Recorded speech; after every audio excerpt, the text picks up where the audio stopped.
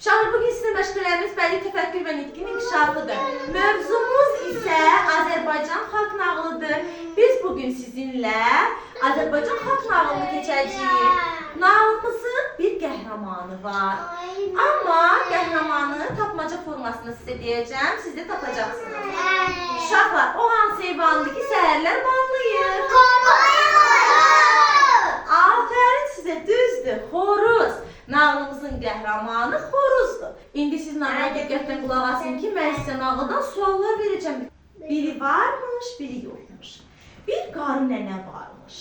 Bu qarı nənənin xoruzu varmış.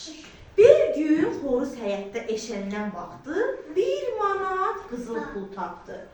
Ququliqu, 1 manat tapmışam deyə qışqırmağa başladı.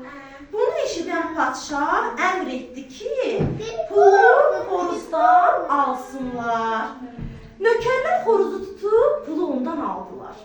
Bunu görən xoruz qışqırmağa başladı. Ququliqu, padşahın pulu yox imiş. Padşahın əmri ilə pulu xoruza qaytardılar. Xoruz lovğa-lovğa qışqırdı. Ququliqu, padşah məndən qorxurmuş. Padşah hirsləndi. Tutun onu, başını kəsin dedi. Xoruzu tutdular, cəllad onun başını kəsdi. Ququliqu, nə iti bıçağım imiş deyə xoruz qışqırdı. Aşpaz xoruzu qaynar su ilə dolu qazana saldı. Ququliqu, nə istihamam imiş deyə xoruz qışqırdı. Onu bişirdilər, plovun üstünə qoyub padşaha apardılar. Ququliqu, nə ağca təpəymiş deyə xoruz qışqırdı. Padşah xoruzu yeməyə başladı. Padşahın boğazından xoruzun səsi eşidildi. Ququliqu, nə darca küçəymiş deyə xoruz qışqırdı.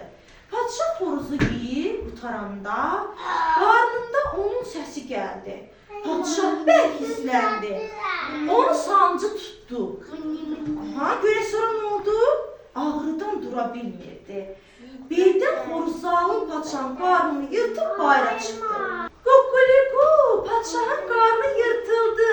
Mənim canım qurtuldu deyə qışqırdı. O saraydan qaçıb yenə də qarı nənənin yanına gəldi. Nağılımız da burada sona çatdı. Maraqlıydı uşaqlar nağılımız. İndi kimdə? Nağılda hansı qəhrəmanlar var idi?